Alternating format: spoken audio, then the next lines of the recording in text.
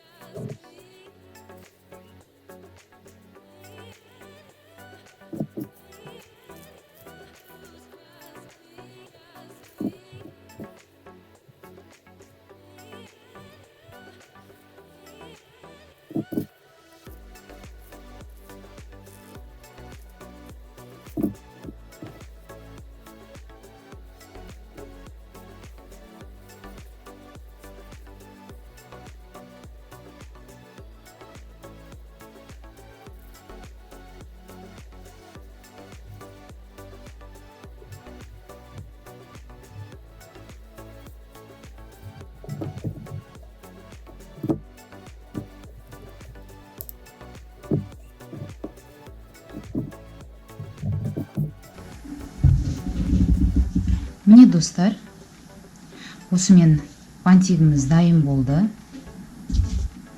Өте әдемі, өте сәнді, әрі оңай жасалынады. Менің жасаған бантигім сіздерге ұнаса, менің каналыма тіркелуді ұмытпаңыздар, әрі пікір қалдыра кетіңіздер.